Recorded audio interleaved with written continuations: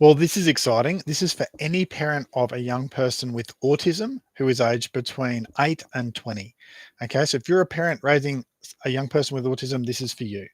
We're going to look at the links between anxiety and autism and what you can do to help your child be a bit less anxious.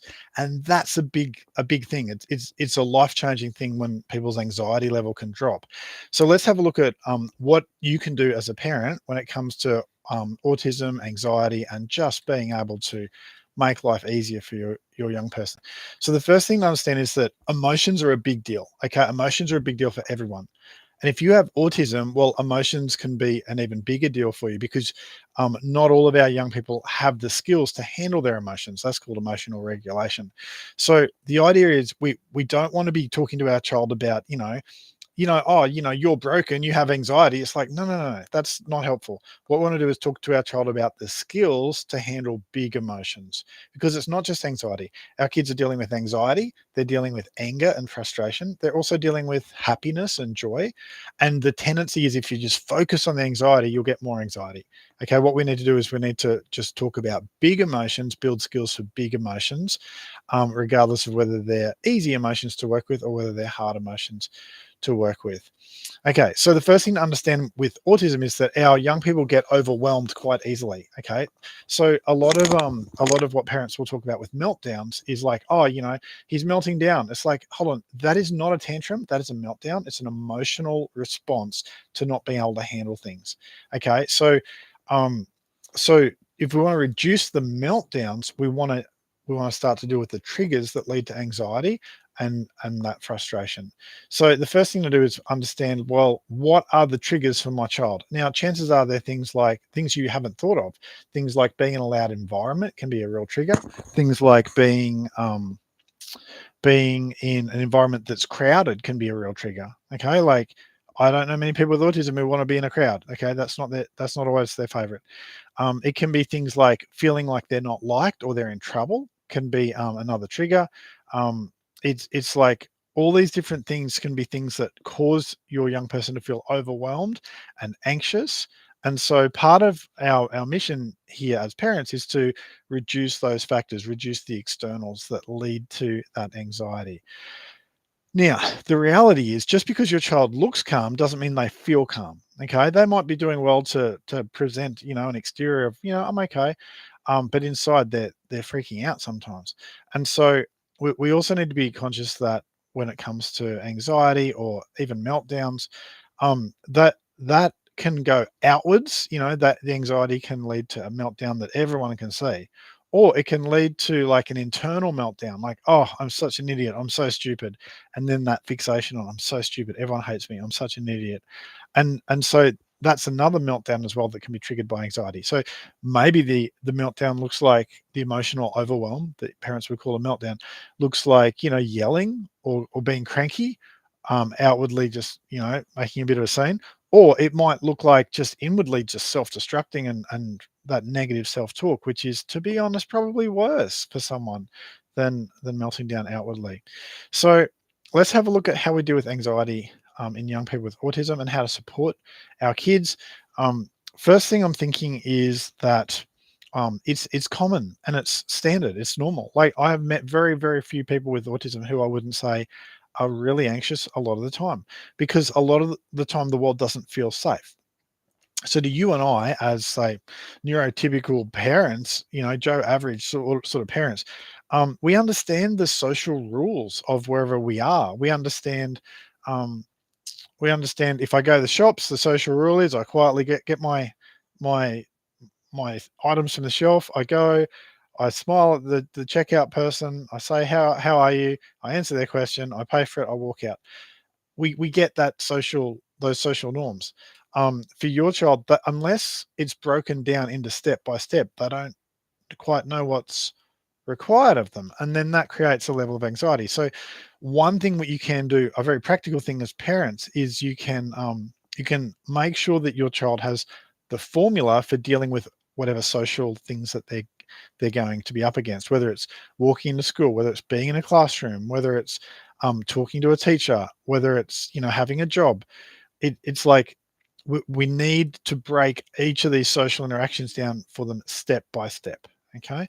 Now there are courses about things like that. Things like the Peers Social Skills course for teenagers and young adults. Amazing. It breaks 14 different social skills down into formulas over 14 weeks. It's life changing. Absolutely amazing. Or for junior kids, say primary school kids, you've got, say, Secret Agent Society, which is another evidence-based course. Makes a world of difference for young people in helping them understand what are the social norms. What's expected of me at each different, sort of thing that I go to. And again, that's reducing anxiety. Let me show you something that'll blow your mind a little bit. Well, it blew my mind when the first time I heard it.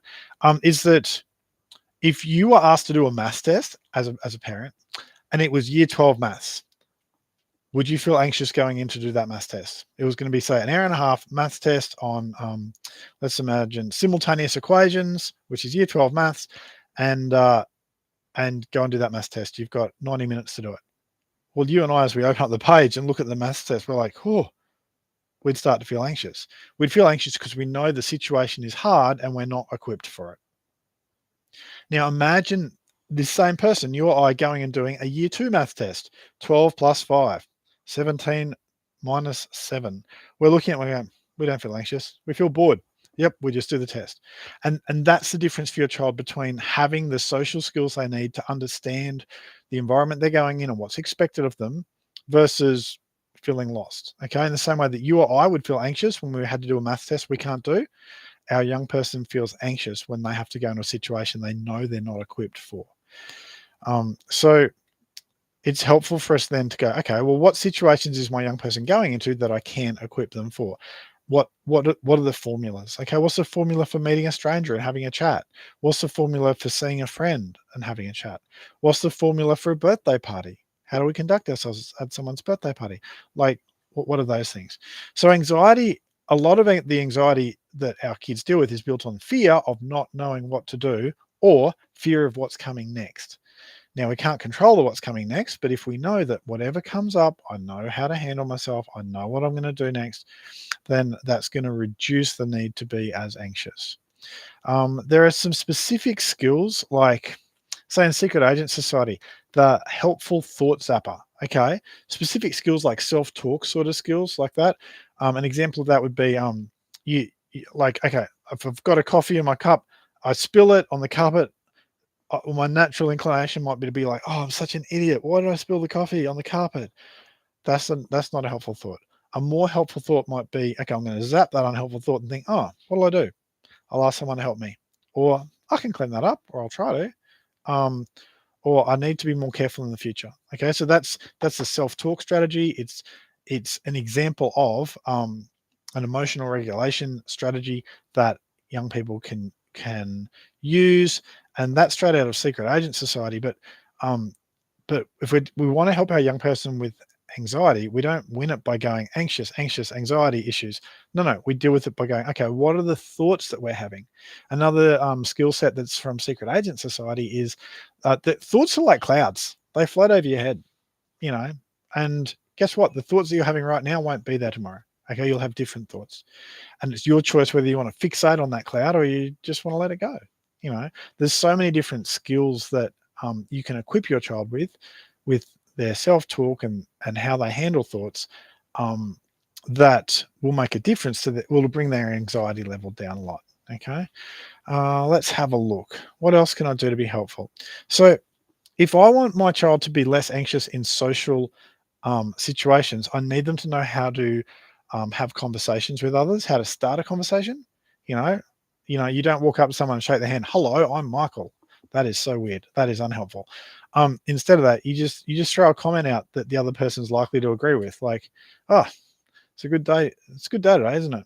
And they'll be like, yeah, it is. So it's like, that's how you start a conversation. And they're specific skills that are that you'll see in, say, the Peers Social Skills course, or other social skills courses. So you want your child to be able to start a conversation, to keep a conversation going. Okay. If I ask a question, if I'm like, how are you going? And you say good, but you don't ask me back how I'm going. I say, how are you going? You're like, good. Well, I've actually got permission in that environment to answer my own question. I'm like, oh, that's great. Me too. I'm doing well. social skills like that can make a big difference. So if I look at the whole issue of anxiety and autism, it's a big topic. Okay, so I've actually got, if you look down in the link below, a a um a download for you, completely free of charge. Just tell us where to send it to. It outlines this stuff in a lot more depth, and it's something that you can give to others. So you can give it to your partner, you can give it to the grandparents, you can give it to your child's teacher, so that they as well can help. Okay, so literally pause the video if you need to, go down to the description and get that mini ebook on helping young people who have autism with anxiety. In terms of getting help from, say, a psychologist or an occupational therapist or a speech therapist, brilliant, amazing. Yes, yes, yes, yes. You probably are going to end up on a waiting list for a year or 2 years, who knows, maybe 6 months if you're really lucky. But we can't just wait for the experts to come in and rescue our child, because once your child starts doing psychology or occupational therapy, it's not like their anxiety is going to instantly disappear. That's not how it works. So the experts, the people who are really good at what they do, say the best psychologists, they're not going to go and magically fix anxiety. What they're going to do is they're going to be able to pinpoint which skills in the self-talk or which skills in the emotional regulation are missing, and help your child and you to develop a plan for, well, how are we going to build those skills? Okay, so they're not going to magically fix everything. They're just going to be able to pinpoint what's missing and how they can help. Now, you as a mum or a dad, you can use your parent intuition to know what skills are missing and start to equip your young person with formulas to handle things and to have skills that they don't currently have. So emotional regulation anxiety, it's not really about the anxiety, it's really about the ability to handle emotions.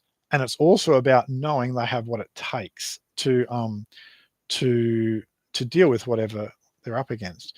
Something else that can be helpful with anxiety is to be able to put a word on that emotion, and to be able to put a figure on a scale of 1 to 10 for how strong that emotion is. Okay, so if I can put a label on emotion, I'm in control of it. So what our young people struggle with, though, is they're having an emotion, they're not sure which emotion it is, and they just know that they can't handle that feeling, and bam, that they feel overwhelmed and we have a meltdown. But instead of that, if they're able to say, oh, hold on, I'm feeling really anxious, I'm feeling really worried, and then how worried am I feeling, scale of 1 to 10? Probably about a 7. Suddenly they're more in control, because they're able to go, oh, this is anxiety, yep, got it, okay, it's 7 out of 10 strong, yep, no worries. What do I do when I'm feeling 7 out of 10 anxious? I jump on the trampoline. I get some energy out, or I go for a jog, or I go to my room and I put my headphones on and I just sit there with my headphones on for the next 20 minutes and I just do whatever I want. I have some time to myself. So to be able to do that, like, that's a complex skill set, right? But to do that, well, first up, your child needs to become familiar with a whole range of different emotions: anger, anxiety, happy, sad, disappointed, frustrated, or the frustration sort of angry sort of feelings. And then, what does my body tell me when I'm feeling that? Like, what's my body's clue that I'm feeling that? Okay, my body's clue might be that if I'm angry, my fists are tensing up and I'm raising my voice and I'm feeling sweaty. It's like, oh, so that means next time when I'm clenching my fists and I'm feeling sweaty and I'm raising my voice, that's me learning that, oh, that is anger. Okay, how angry am I feeling? Am I feeling 10 out of 10 angry, or am I just feeling like 5 out of 10 angry? A bit annoyed, but I can a bit annoyed. So because how your child responds to 5 out of 10 angry, what their next move is will be different to when they're, say, 7 out of 10 angry or 10 out of 10 angry. If someone's 5 out of 10 angry, no worries. I might go and pat my dog, watch some TV, decompress a bit.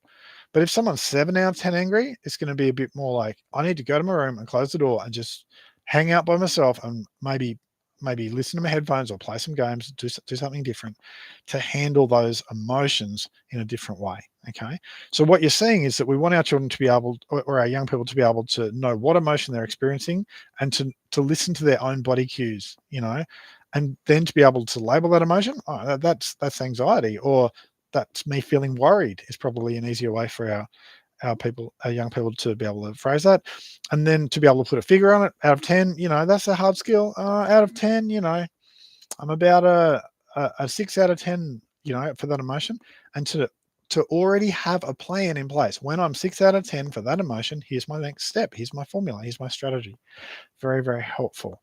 So, so when we look at this, it's like we need our kids and our young people and our teens and young adults to recognize their body cues. You know, we were talking about anger before. If it's anxiety, the body cues might be, I need to go to the bathroom. You know, but I just went an hour ago. I need to go to the bathroom again. Or I've got like that swirly feeling in my tummy, you know, that yuck feeling. Or I can't stop tapping on stuff. You know, I'm just feeling fidgety. It's like, oh, what what's that telling me? Oh, that's telling me I'm worried about something. Or I can't stop thinking about school, everyone hates me, you know, I'm really worried. I got an assignment tomorrow. And it's like our young person's on a luge track. You know, luge in the Winter Olympics, that thing you sit on a sled, you go down this insane course, you try to not die. Okay, it's like sometimes our young people's thoughts are like that. They're on the track, they can't get off. Okay, and that again is likely to be anxiety. And if they can take if they can be in control of their emotions instead of their emotions controlling them, they're in a better spot. That's called emotional regulation, as you know. And you and I, as adults, neurotypical adults, struggle with that. So that's where our kids need a lot more help than we realize. So what are some ways to handle things when our young person's feeling anxious? Well, the first thing is you want routines and predictability. Now, that's not as easy in practice as it is in theory.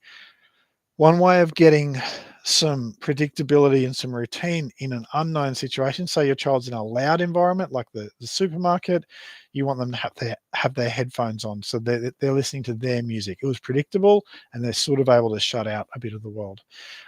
Or things like your child might have like certain I guess rituals or habits that they go through when they're feeling anxious. You know, like when I'm feeling anxious, I get out my fidget gadget and I do that. Or, you know, I turn to my headphones. It's like you can bring predictability into uneasy situations or into unknown situations with those routines. Another good routine I have is, well, what's the routine we have when we get home from school or home from work? You know, the first, say, 20 minutes really should be no demands placed on you. You walk in the door, you go to your bedroom, you do whatever you want for 20 minutes. No one's going to ask you to do the dishwasher in that time. Now that's as a parent, we what we naturally do is we go, oh, my child needs to do their chores and then they can relax. No, no, no. Your young person, to deal with that anxiety from the day or just the frustrations of the day, they need that decompression time, and then they'll be more likely to be their best self and they can handle whatever their chores were or whatever. Now the big things with anxiety are going to be social situations generally. So I work for a lot of I've worked for a few hundred young people in the last couple of years with autism, and it's the social anxiety that is the most important to tackle.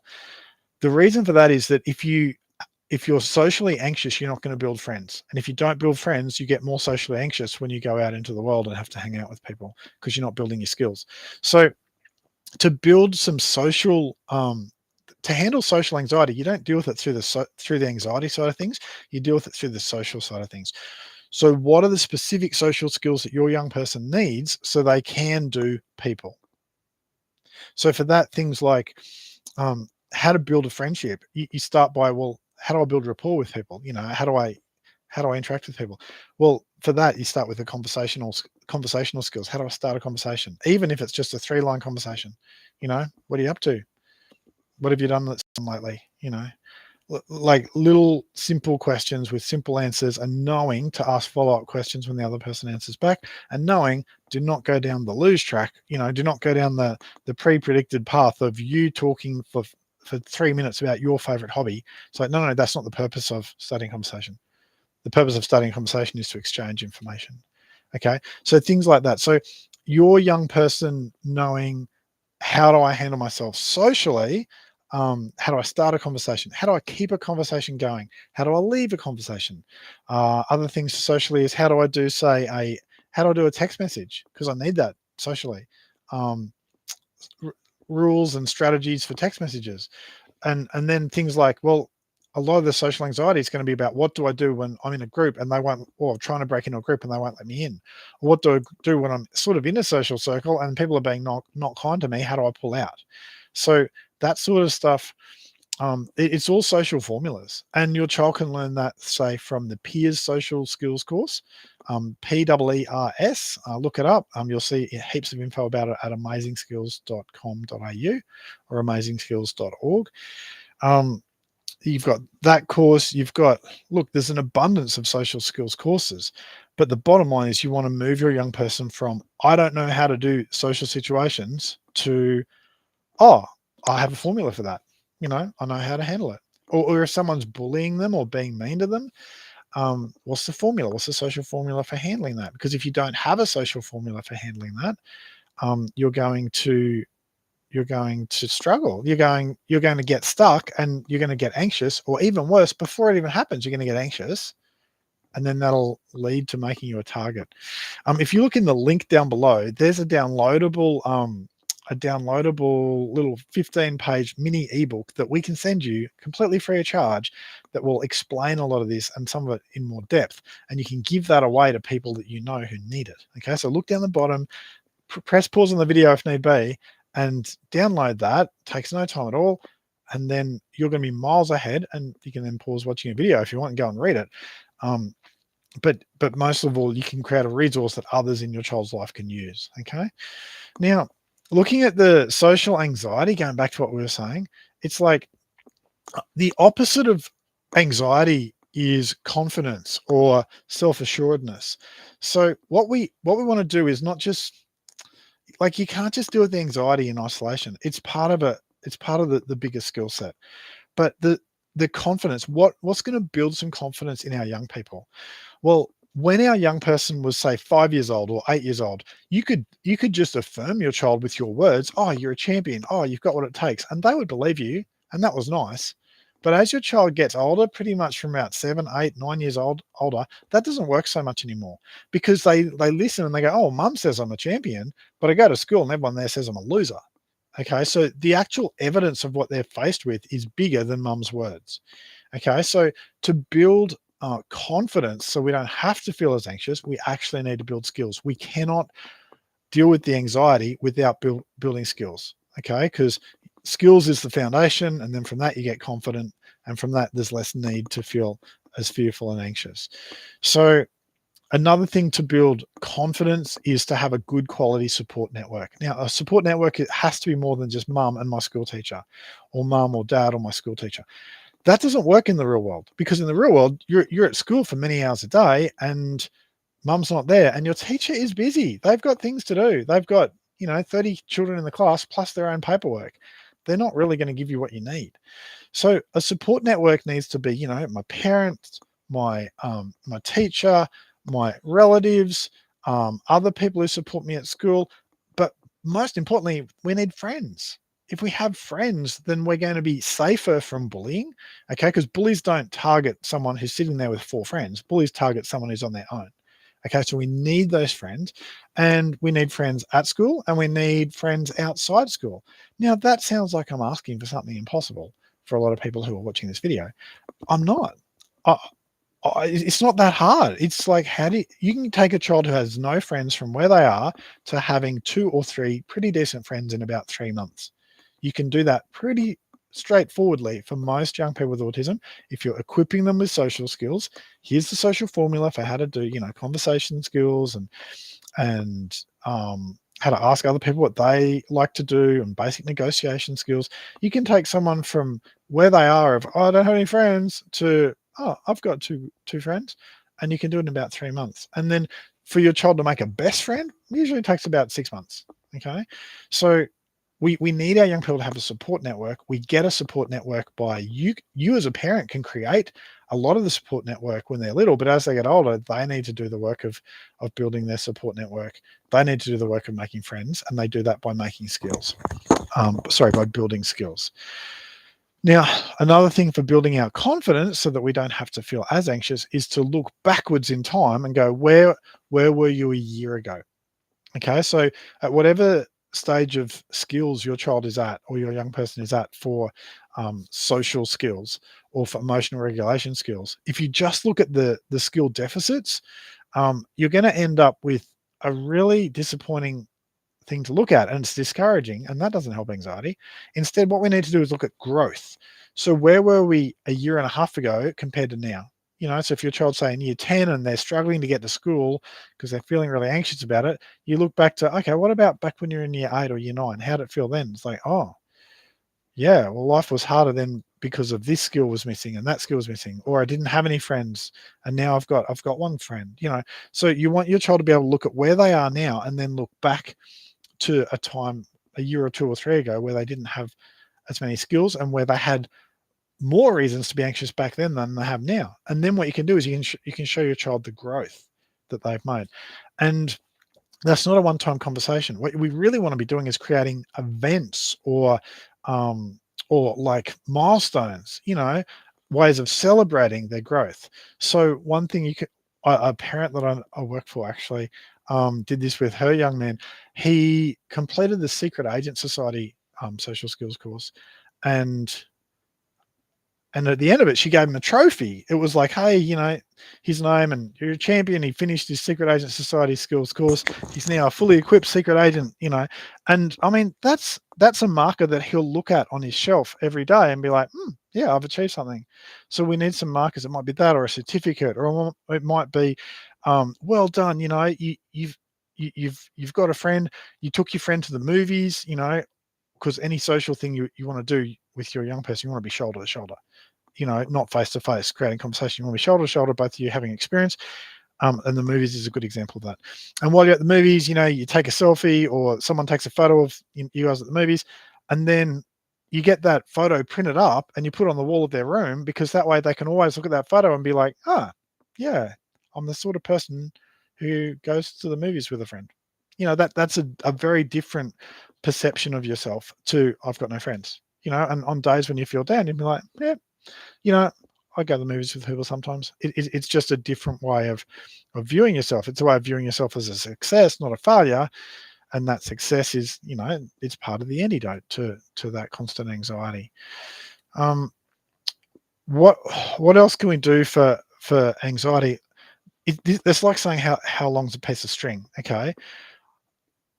You meet one child with autism, you've met one child with autism. Okay, so what your child needs is different from what every other child needs. And so you need to trust your own parent intuition of what your child needs, and we want to develop that. The best thing that I can recommend for young people who are anxious is to build those social skills, build those emotional regulation skills as well.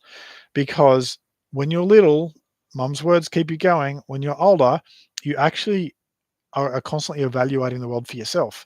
And a 15-year-old doesn't care if mum says that they're a champion. They know that they're not getting the results because they know that they're alone at lunch, or they know they're being picked on at lunch. So we want to build these skills. I highly recommend to do that. Obviously, everyone always instantly goes, oh, psychology, occupational therapy, speech therapy. Of them, psychology, so powerful for pinpointing what's missing, very helpful in that way. And then you can work on those skills. Occupational therapy, outstanding for being able to pick out, well, how do I handle such and such situation? So occupational therapy is all about how do I get through getting in the front door of school, or how do I handle going to the school's swimming carnival and being able to handle that, or how do I handle going to the shops, so an occupational therapist helps you with that. And then your speech therapist, they'll do a lot of different things, but one of the things that they will do is help you with your conversational skills, which is what a lot of social interactions are built on. So you've got that. Something else that we do here at Amazing Skills, that's amazingskills.com.au if you're in Australia, or amazingskills.org if you're in the rest of the world, is the Peers Social Skills course for teenagers and young adults, or Secret Agent Society for primary school children. They're evidence-based courses. They work. They get the result for kids. They weren't dreamt up by someone's grandmother. Okay, they're the real deal. And I see kids flourishing all the time from them. The drop in anxiety you see from children is not because they started a course, it's because they learned some skills and put them into practice. Now, any course that your child does, it might teach, say, I don't know, say 50 different skills, of which your child only really absorbs 20. of those skills. Not every skill, but they learn what they need, and they'll be able to handle social things at a higher level. So we're not looking for perfection for social skills. We're just looking for the main social skills, the biggest, the most frequently used, or the highest impact social skills, to help your child be able to handle social situations, therefore have less social anxiety and more social success. And over time, success builds its own momentum. Okay, success socially or in other areas, or emotional regulation success, it gives you a sense of confidence. I've got what it takes. I've got what it takes. So we started today looking at what are some of the things that we can do to help our young person with autism be less anxious? And we've really covered that. But the very best thing you can do is grab that PDF from down in the comment section below, in the description below. Click on it. Tell us where to send it to. Get the mini ebook that shows you step by step how to help your child to be able to handle the world without being so crippled by anxiety. Instead, to be able to build that confidence, build those skills, and to be able to enjoy life more. And as a parent, I just want to encourage you, almost every parent I work for thinks that life is always going to be this hard. Well, guess what? It's never going to always be this hard, because your child will develop skills, and you as a parent will develop skills. Things will be easier in a year from now, generally. A lot of the time, that's hard to believe. You hit tough times and it's a hard season. You think it'll last forever. It's a season. You're going to get there. Okay. And you as a parent, you can't afford to get isolated either. So make sure you've got other parents in your life so that they're going to support you and help you so that you're not isolated. There's a big difference between having a friend who has a young person with autism who you can share what's happening in your world with, and they can share what's happening in theirs, versus you only having friends who don't have children with autism, who you can't really share everything because you feel a bit awkward, but also they wouldn't understand anyway, and they certainly can't give empathy because they don't live in that world. So um, a key thing as a parent, so that you're not always anxious about helping your own child, is that support network for yourself of having other people who can help you, and other people you can chat freely with. Okay, just want to encourage you, keep being an awesome parent. Check out the other videos if it's helpful, and know that things will get better and better, and your child will make you so proud.